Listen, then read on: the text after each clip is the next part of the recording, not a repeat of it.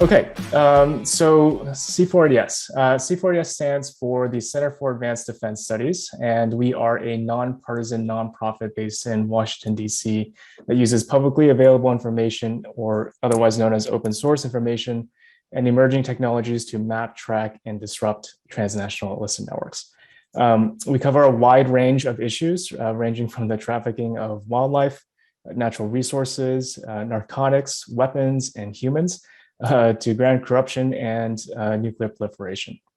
And so our work focuses not only on identifying the networks of individuals, entities, and assets that are involved in these illicit activities, but also, crucially, understanding how these networks exploit illicit systems of trade, transportation, finance, and communication to get away with it all. So in order to do what we do, C4ADS has developed access to hundreds of high-value open source data sets from corporate registries to customs records, as well as global feeds of sensor data from ships, aircraft, and satellites. And analysts use the data and tools to generate reports, data visualizations, and other assets that are shared with our global network of partners in government, industry, media, and civil society. And really, it's whoever is best positioned to take action against the network. And since we are working with mostly open source information, it's easy for us to share that analysis. Now, Lauren and I work on the North Korea portfolio as part of the counterproliferation team at C4ADS, which aims to expose how North Korea evades international sanctions that were enacted in response to the government's continued pursuit of nuclear and ballistic missile programs. So since 2015, the portfolio has studied North Korea's proliferation finance networks, overseas labor program, and luxury goods procurement. And since the entering into force of sanctions on North Korea's maritime sector in late 2017, we've investigated North Korea's smuggling of commodities like oil, coal, and sand by sea.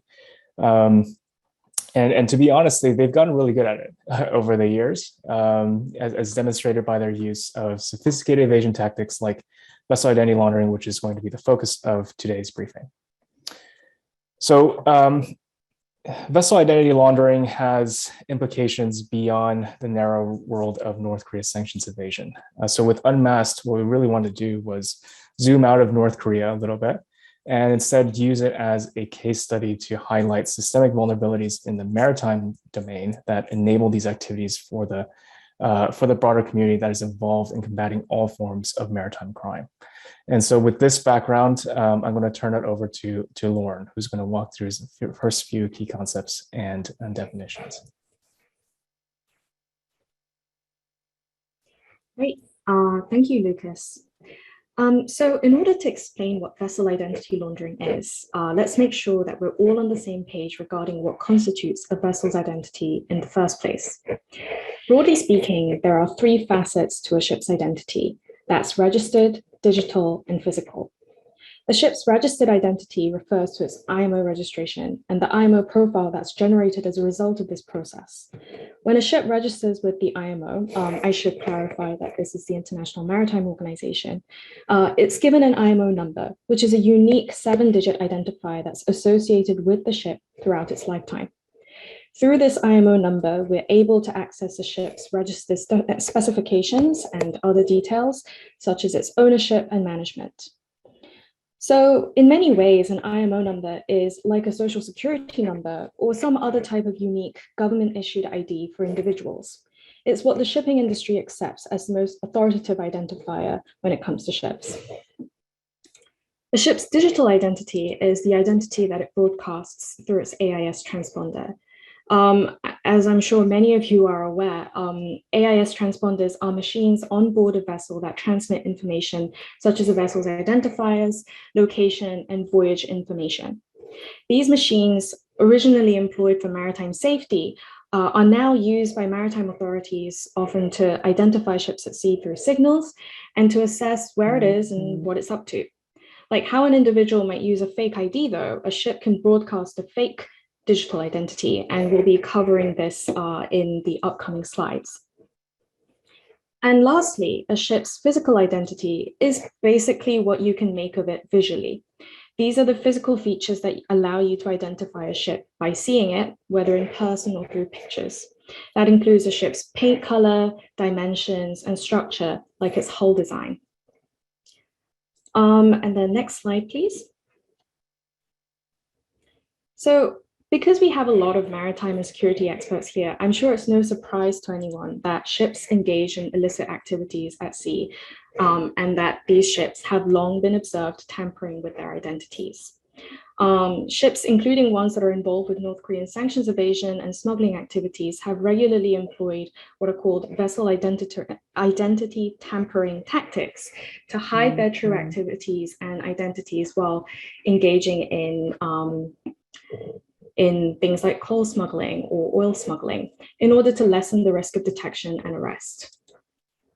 But traditional methods of identity tampering have been limited to attempts to misrepresent a ship's digital identity on AIS or its physical identity by painting a different name on the vessel or painting the ship a different color. We see two examples like this here on the right. The top is an example of digital identity tampering, the bottom is physical. Bad ships will often spoof their AIS by using fake identifiers, such as a fake IMO number or a different ship's MIMSI number to try and throw investigators off their trail. And at the bottom here, what you see is the Cheonmasan, which is a notorious North Korea ship that is involved in many illicit transfers of oil, trying to pass itself off as a different vessel with some paintwork. So vessel identity laundering is similar to identity tampering, but also different. The goal of evasion through misrepresentation of identity is the same, but ships go through another added layer of identity obfuscation to try and achieve that goal. In addition to tampering with the digital and physical identities, like you've seen here with these examples, vessel identity laundering operations involve instances where ships have also committed IMO number fraud to create a new, seemingly legitimate registered identity in the process.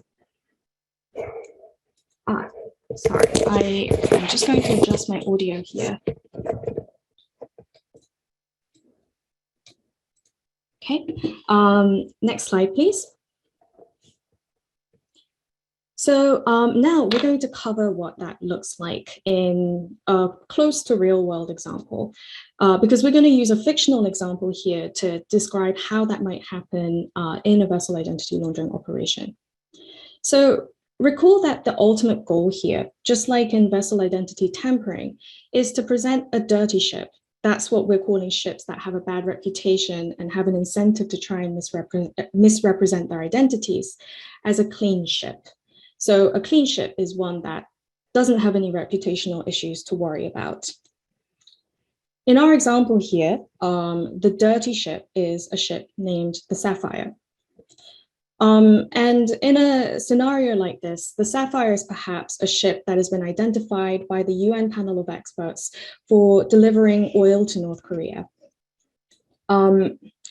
Because it's now been named as a sanctions evader, normal commercial operations are challenging for the Sapphire's operators, who find that the Sapphire's IMO number and other identifiers are blacklisted from flag registries, banks, and maritime insurers.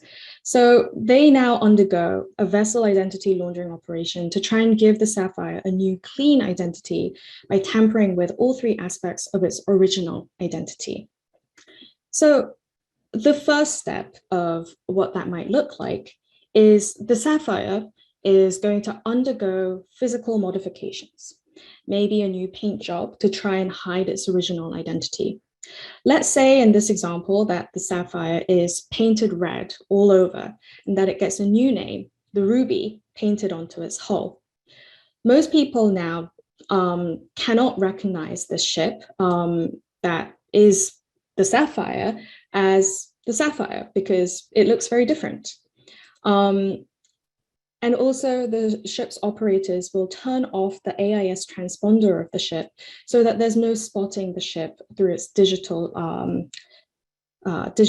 transmissions. So now that the ship is disguised and it's gone dark on AIS, the Sapphire's operators will try to exploit this fact to try and pass off the ship that is actually the Sapphire as a totally different ship, the Ruby. And they're going to pretend that the Ruby is a ship that needs an IMO number, maybe because it hasn't ever been issued an IMO registration before. Perhaps they're going to pass the Ruby off as a new build. The operators might use photographs of the Ruby, which obviously is actually the Sapphire, to apply for an IMO registration for this vessel, resulting in the issuance of a new IMO registered identity for the ship that the IMO thinks is the Ruby.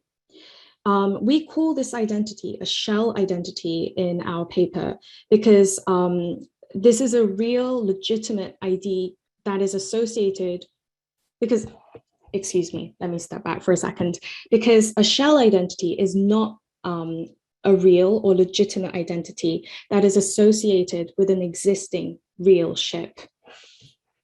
So to get back to our example, remember the so-called Ruby is not a different ship to the Sapphire. It's the Sapphire just with a different look, pretending to be the Ruby.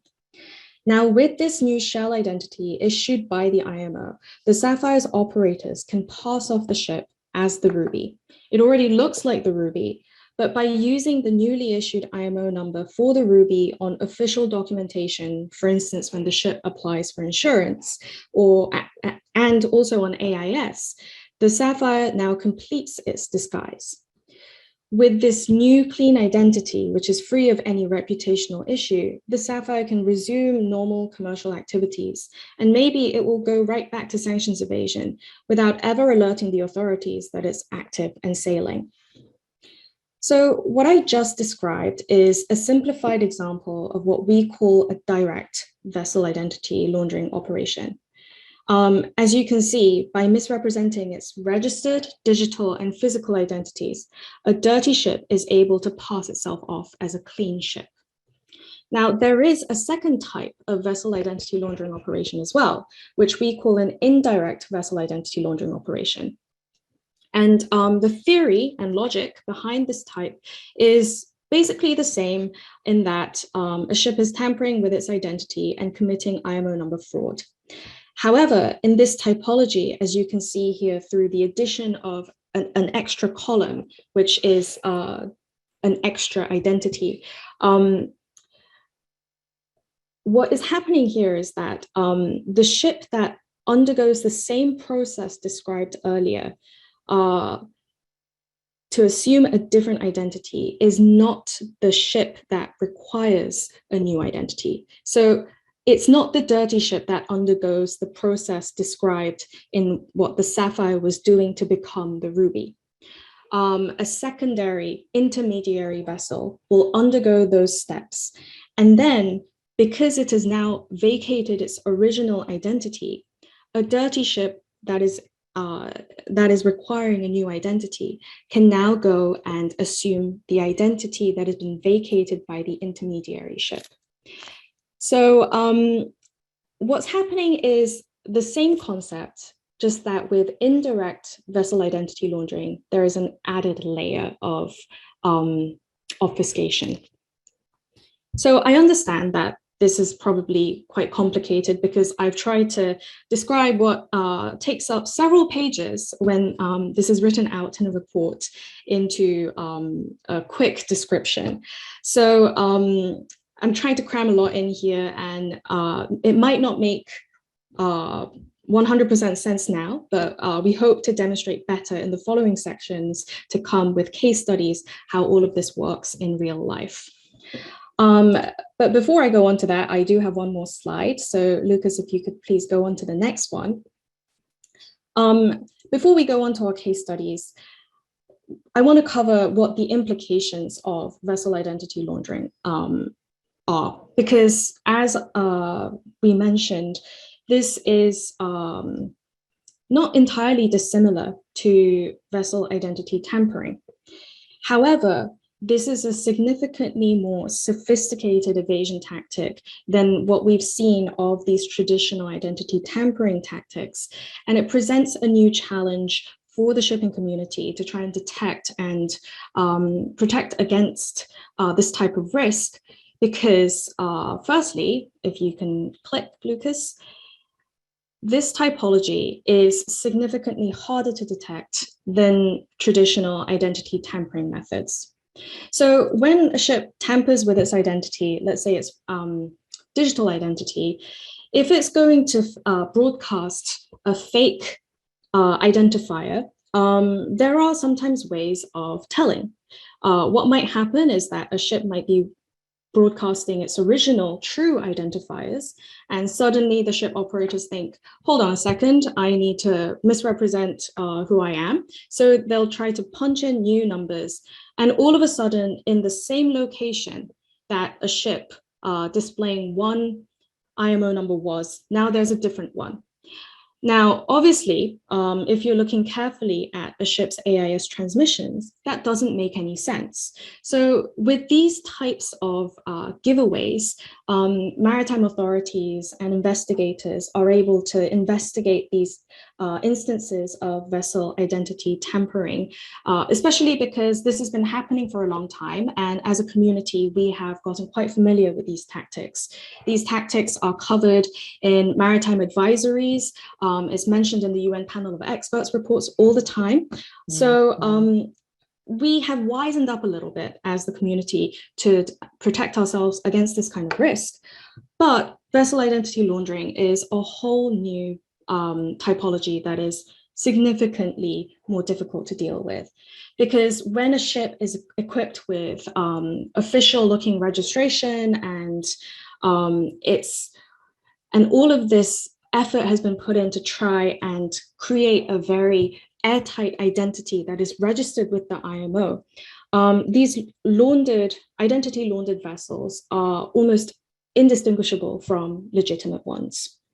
And that has the knock-on effect of point 2, if you could click, Lucas, of basically creating a significantly greater due diligence and investigative burden for all maritime authorities and industry stakeholders. So identifying and confirming identity laundering cases is often extremely difficult because not only do you need to have access to AIS data to look at the digital identities of these ships, you also need to be able to look at satellite imagery because digital identities can be so easily tampered with. It also requires digging into a vessel's background to really check, is this vessel even existing? This is something that we've never really had to question before in the maritime industry. So all of these things make due diligence much harder. And then lastly, what that means is that this typology, if you could give it a click, Lucas, threatens the integrity of the global shipping system. Because this new tactic presents serious challenges to not only the international sanctions regime, but the general way that we in the maritime industry have come to identify vessels over the years. This really complicates the accurate identification of ships, and that also really undermines the industry's confidence in what we've done to identify ships. So this tactic presents questions like, what if a ship that is applying for insurance, which is a 30, 40-year-old rust bucket, tries to present itself as a newly built vessel? Is a marine insurer and their compliance team going to have the resources to be able to figure out that something here is suspicious? And if so, what does that pose to their operations as a whole? So this is why this new tactic is such a threat to the entire global shipping system.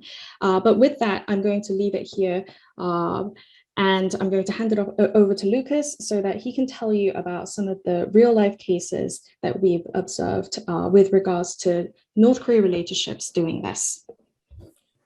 Thanks, Lauren, and kudos to you for walking us through that. It took many, many hours, many, many days for us to figure out a way to talk about vessel identity laundering in a way that doesn't hopefully bury people in too many terminology. But one other point that I want to add to Lauren's presentation here was that we've seen how the increased sanctions and pressure on the financial and the shipping industry has really cranked up over the last few years. And as a result, a lot of institutions, a lot of banks, insurance, they've started to adopt their own due diligence protocols in the maritime space. The thing is, although that's a great sign, the identity laundering technique is one way that actually gets around those standard list-based screening mechanisms that a lot of banks traditionally use to detect illicit activity and screen out bad ships and companies. And so that's why it's particularly concerning, because even though all the positive progress that we've made over the years, encouraging these new procedures, here we have a new technique that threatens to unravel a lot of that effort. But okay, so hopefully, over the next two sections, we're going to go over the case studies, the main case studies from the UNMASKED report. And hopefully this will kind of give a better sense for how this plays out in real world conditions. So the first case study is one of that involves type 1 direct vessel identity laundering, which is when a dirty ship assumes a shell identity, which has a fraudulently obtained IMO number. And so the dirty ship at the center of our story is the Kingsway. So the Kingsway, back in December of 2017, was sanctioned by the UN Security Council for transferring fuel to North Korean tankers. It was actually one of the first foreign-controlled tankers to be sanctioned by the UN after the UN had just shortly passed the sanctions on North Korea's maritime sector. And so the Kingsway, as a result of it being sanctioned by the UN Security Council, was also subject to a global port entry ban. So that means all member states are required to deny entry to the Kingsway if it ever entered their waters and their ports. Now, the Kingsway and its sister ship, which is from the same network called the Twins Bowl, we found through an investigation actually engaged in a direct vessel identity laundering operation almost in tandem. So both ships had allegations, were subject to allegations of DPRK fuel smuggling, and therefore both were rendered dirty. And so now, a spoiler alert, the Kingsway was able to get away with this for about 3 years, but the Twins Bowl had its fraudulent identity was discovered midway, but we'll get into that in a little bit later. But in January 2018, so about a month after the UN Security Council sanctioned the Kingsway, and a lot more attention was on the network that was supplying fuel, both vessels were kicked out of Taiwanese waters, and we found through satellite imagery and social media that the ships actually went over to Singapore. So in Singapore and also in Southeast Asia, both of these ships started undergoing physical modifications. So we saw in satellite imagery that they repainted their deck, and presumably through some of the other photos that were subsequently released by the UN panel of experts in their investigation of the case, we know that they had repainted like new names on the hulls as well. And so these two ships are really trying to obfuscate the fact that they were the Kingsway and they were the Twins Bowl. Now, in addition to this, in addition to the physical identity tampering, we also saw that 2 IMO registered profiles were created in mid-2018. And these were of the Apex/Shunpa and then the Alpha/W Star. Both of these were registered with IHS Markit, had an IMO number and had a profile. So if you ever search them in a database, you'll get hits. These 2 ships supposedly got IMO numbers in middle of 2018. Now we know from our investigation that both the Kingsway and Twins Bowl started to adopted these 2 shell identities and broadcasted it as as the Apex and as the Alpha while they were moving through Southeast Asia, and actually went back to Taiwan. And so after they underwent the physical modifications, after they started transmitting as these newly created IMO registered shell identities, they went back to Taiwan, Keelung Port, where they underwent another kind of swap. It's a little bit complicated, so I won't go too much into details. But after the swap in Taiwan, they left with these shell identities that were supposed to be their way of evading detection from authorities. Now, what's notable, of course, is that these two ships, they were originally kicked out by the Taiwanese authorities in January 2018, but they were under their new disguises. They were able to enter port and sit in port for over a month without being detected and undergoing all of those changes. So that kind of goes to show that it was the identity laundering operation was successful and that they were able to avoid detection and go back to Taiwan, which was supposedly had these two ships on their radars. And so the infographic you see here in front of you is just sort of, it's also featured in the report, but it kind of breaks down exactly how this operation cross borders and where, at which point these ships underwent modifications to the digital identity, physical identity, et cetera, et cetera. Now, so after they, so in the aftermath of this identity laundering operation, there's several things that happened, right? So with the Twins Bowl, as I mentioned earlier, somehow, we don't know the full story, but the IMO, the fraudulent shell identity that it was using, which is the W star, somehow that identity was discovered to be fraudulent and the IMO number was rescinded. Another few months later, the Twins Bowl went back to transmitting under its original IMO number and became the Ruben Lada, still operating today in Southeast Asia, predominantly in Indonesia. The KINGSWAY, on the other hand, it adopted the fraudulently IMO registered identity as the Shrinfa and continued to operate. So from 2018 to May of 2021, when it was finally seized by the South Korean authorities in Busan port. Now, in between this nearly 3-year period, the KINGSWAY we saw, because it was transmitting as the Shrinfa, openly as the Shrinfa, the fraudulent identity, it was engaging in ship-to-ship transfers with multiple foreign flag vessels, and many of them actually took place in the hotspots that are known for North Korea-related fuel smuggling. Now, there's no direct evidence that the KINGSWAY, while broadcasting as the Shrinfa, had engaged in DPRK sanctions violations, but the fact that it was able to continue operating and engaging in counterparties that have that risk, renders a lot more to be investigated on that front. And so, and here's on the screen here, you see a graphic of just three of the many ship-to-ship transfers are able to identify in AIS and also in satellite imagery with the Shrinfa and foreign flag tankers. This next graphic shows the KINGSWAY broadcasting as the Shrinfa going back into Kaohsiung port in January of 2021. So this was earlier this year.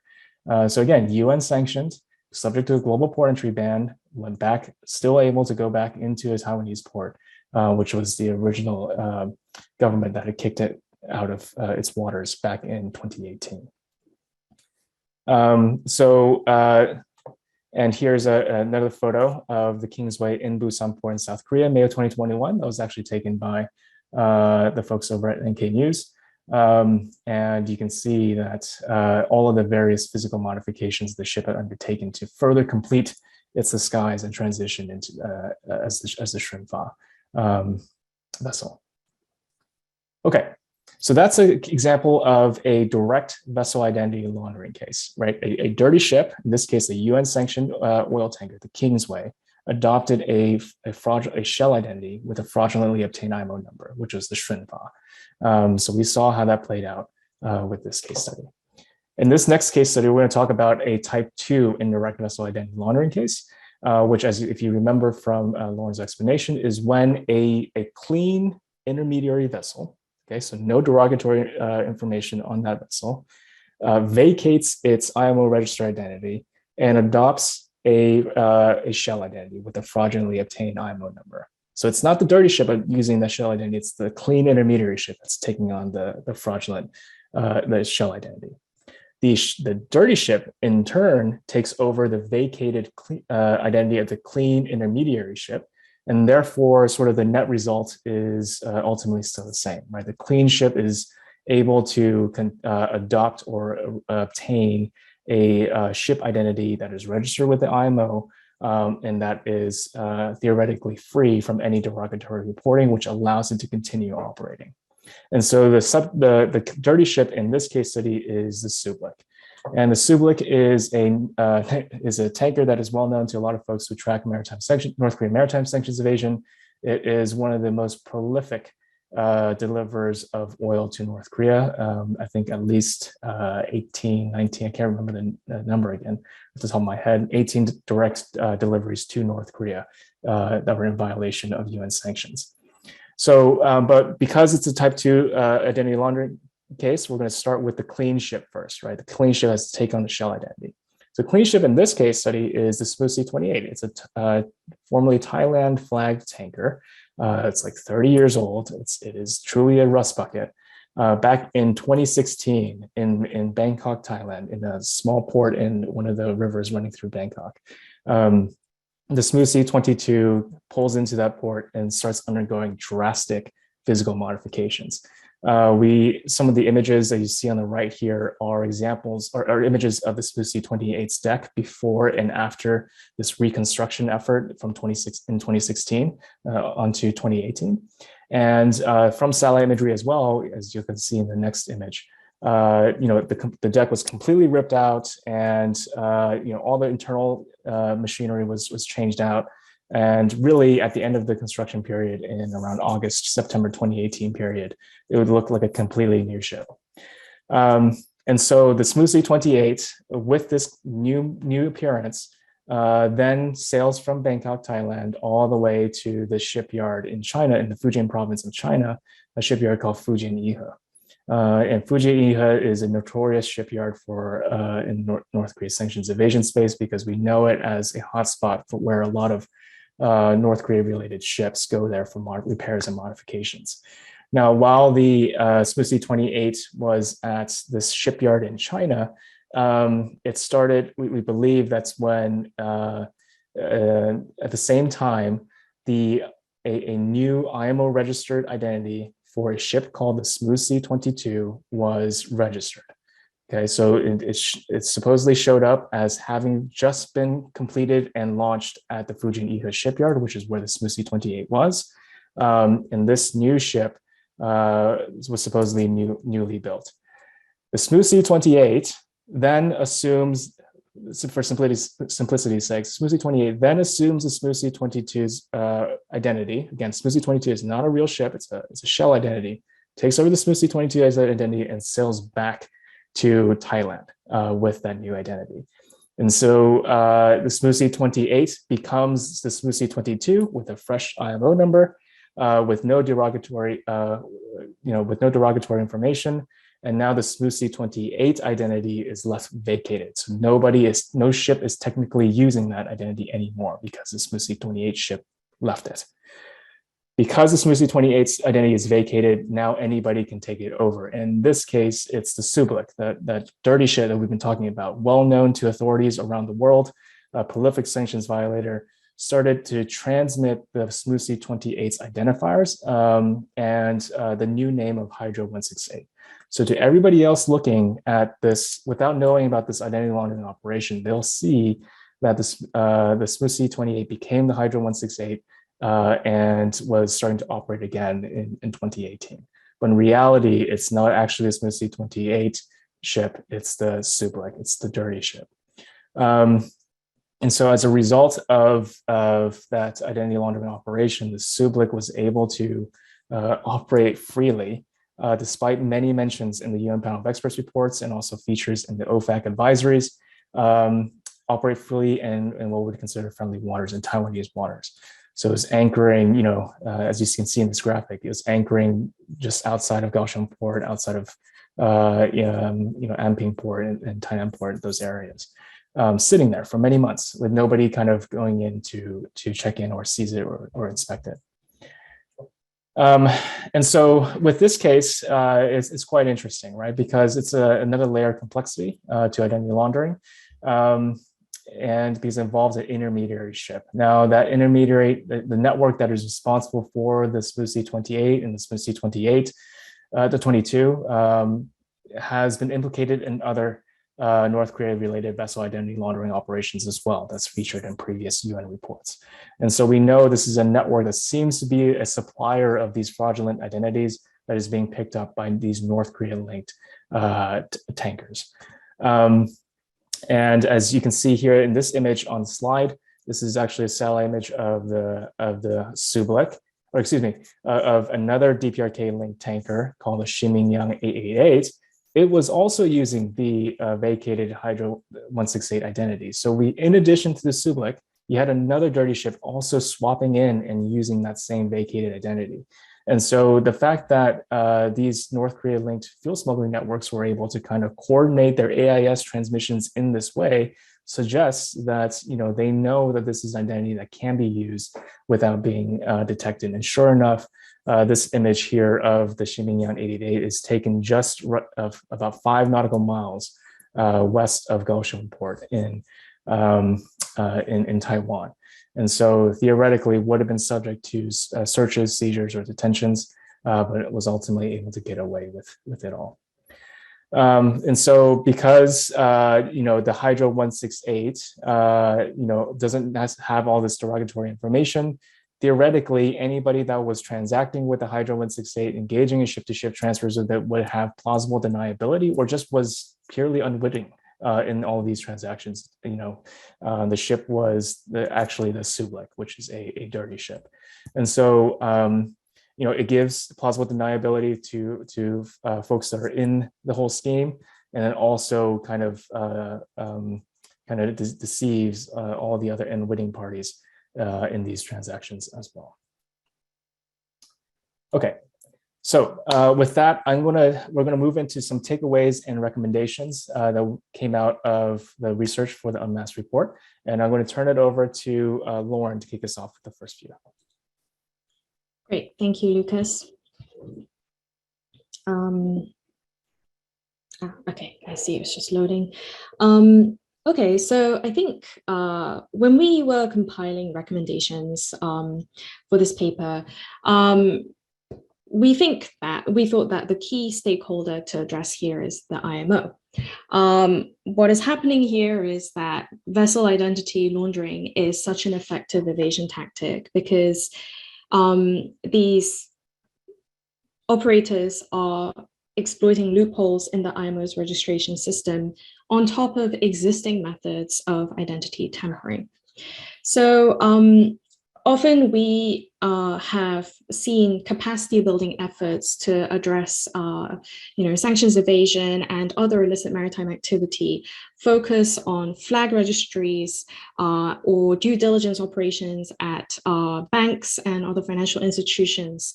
But really, in many ways, to really address the problem at its core, we should be talking about the IMO.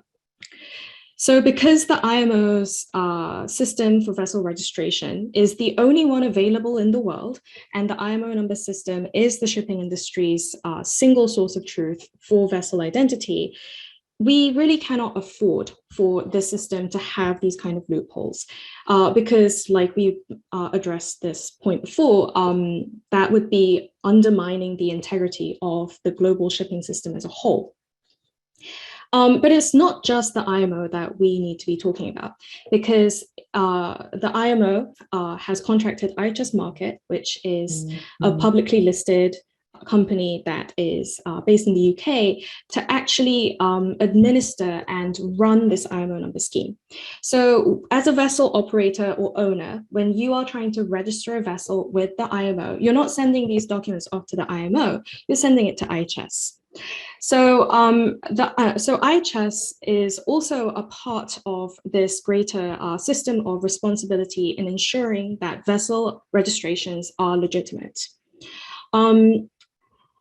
So I think what we're going to address in the next slide is what the IMO and IHS Markit can do to basically try and close some of these loopholes and to ensure that the information that they are maintaining on these vessels is true and accurate, so that maritime stakeholders are able to confirm a vessel's true identity and to make sure that there isn't any funny business going on.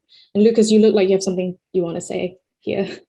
Yeah, just the last point on the slide, the IHS Markit is really the source of data for pretty much all the public and commercial maritime databases, period. Because it is a sole repository and collector of this information, all the other commercial platforms tend to source their ownership and vessel ownership and management information and particulars data from IHS Markit. So it is one source to many. So this is why we wanted to emphasize sort of where we need to focus our efforts on where we can close some of these loopholes that we've been talking about. Yeah, thanks, Lucas, because yeah, that's a really important point. This is something that really needs to be addressed at that systematic level, because they are in control of all of the relevant information and important information. And actually in the previous slide, sorry, I forgot to mention here that after our paper on vessel identity laundering was published, we were told that the IMO is aware of these issues and that they are conducting internal investigations and will be bringing this up to the IMO legal committee to discuss what can and should be done on the issue. So hopefully movement and improvement is on the horizon, but as is a lot of things with these huge international organizations, things move at somewhat of a glacial pace. So if we can go back to the next slide.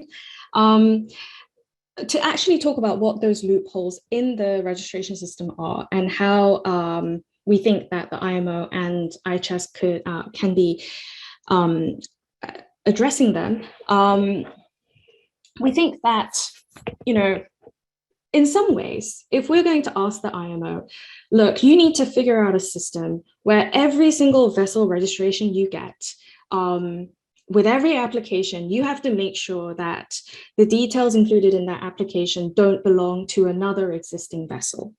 When you put it like that, that's actually a very tall ask of any organization that manages, hundreds of these applications coming in.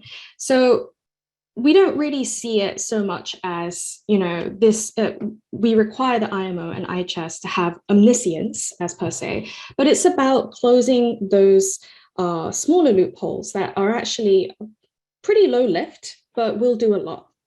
And one of these things, we think, is to require the regular resubmission of vessel details and photographs to keep an IMO registration status for a vessel. Just like how people like you and I will have to reapply for a passport because as the years go by, we will age and other, you might change your name. This is something that we accept as perfectly normal when it comes to human identifiers. And really, there's no reason why the IMO should not be doing the same to make sure that a vessel's registration details are up to date.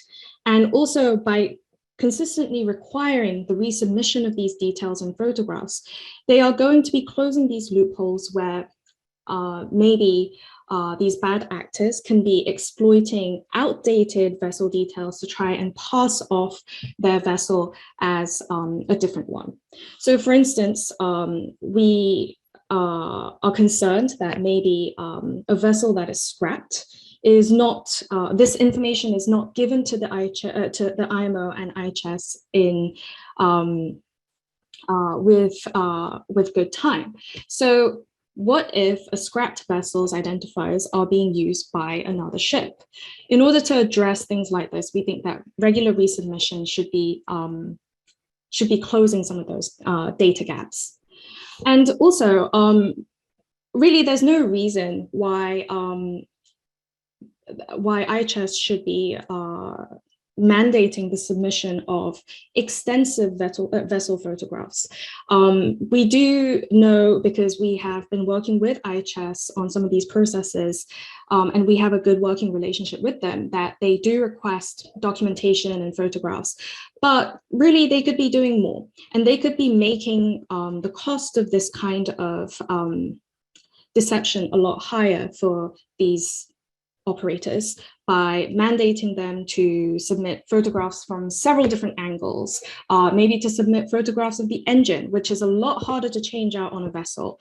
And also by doing something as simple as not allowing ships to register without completing all data fields in an application form. These will go a long way in making this kind of deception harder.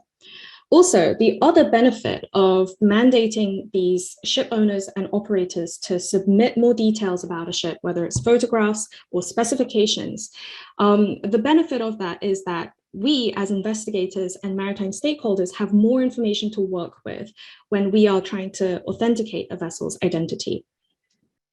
And that goes to the bullet point underneath the one I've just been talking about, which is to actually release these details on a public platform so that everyone can conduct this kind of due diligence and protect themselves from vessel identity laundering risk. And lastly, we think that not only should IHS be undergoing audits to look at the integrity of the registration system. I noticed that that came up in the chat. We think that the IMO should be publishing annual reports that kind of that examine the extent to which vessel identity laundering is happening and what they're doing to address these kind of loopholes. And how successful they are. We should be seeing what the IMO is doing proactively to address these gaps, because otherwise we cannot have confidence as the maritime industry to rely on a vessel's identity being legitimate. And I'll pass it off to Lucas, I think, with this. Hopefully that loads. Okay, so next bit is on AIS tampering, which I know is a topic that is familiar to, I'm sure, everyone here in this call. But as we all know, AIS transponders are very vulnerable to tampering, right? So you can go on, so for example, for this report, we actually went on eBay and tried to look to buy an AIS transponder with a preloaded MMSI number, which is sort of that a unique radio number assigned to each AIS transponder device, generally speaking. And you can, for a couple $1,000, maybe $100, you can buy a preloaded AIS transponder that was registered to another ship and start planning it on your ship and start broadcasting that ship's identifiers. It's very, very easy. AIS transponders aren't cheap. You can buy it in, from any store. And to actually change the outputs of the AIS transponder, like the NIMSI, the ship name, the IMO number, all of that, some models are actually allow users to do this. If you know a secret password, like a factory reset password, you can do this on your own ship. And that's, for illicit networks, for criminal networks that are engaged in sanctions evasion or other illicit activities that have an incentive to hide their ship's identity, I'm very sure that they have an ability to get that kind of information from a compromised reseller or from the black market or wherever. And so therefore, the capability to change your vessel's identity at sea while it's underway is quite commonplace. Now, bring this up because the vulnerabilities of AIS transponder has been talked about a lot. And while there are a lot of regulations surrounding what an AIS transponder should actually do, the features and function safety safety at sea, SOLAS regulations, all these features that need distress signals and all the stuff that needs to be featured in an AIS transponder, while all of that is codified, there's not much materials or literature or guidance on what would secure an AIS transponder from manipulation. So there's nothing on hardware, there's nothing on software, there's nothing on the product servicing side of things for AIS transponders.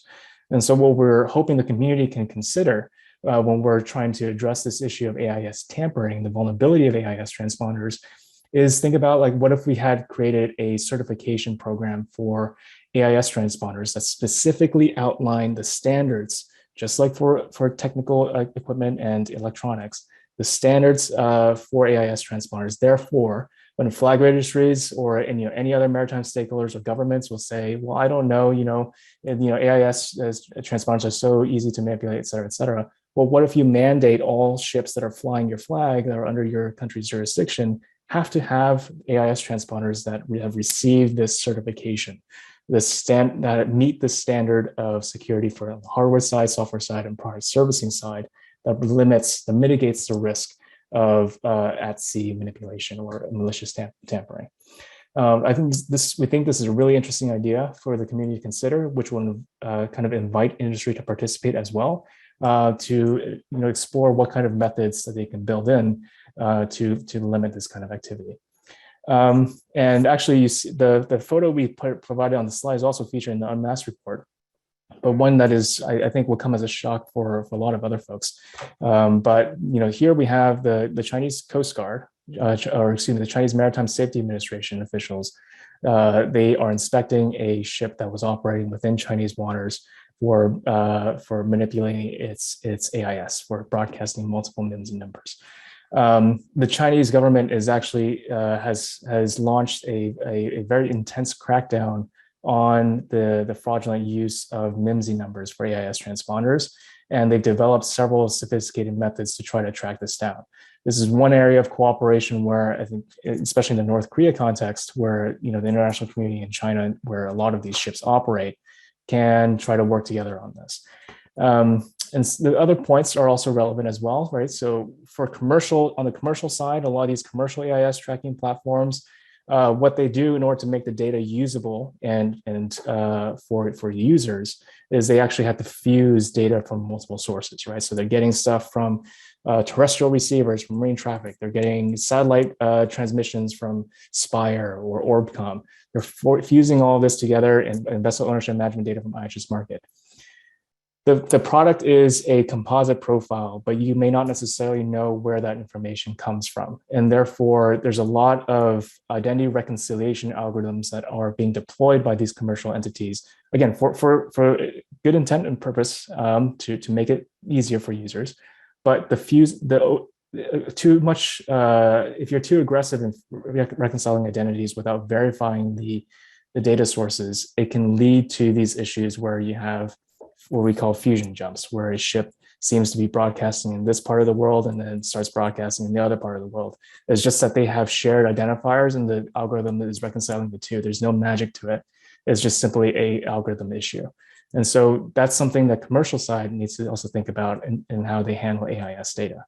Some other ones go into more technical specifics. There are different classes of AIS transponders, and each class of AIS transponder has telltale signs.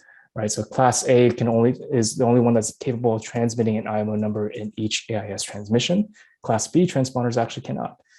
So by separating and distinguishing those kinds of transmissions, we might be able to get a better sense of whether a ship has multiple AIS transponders on board or just one.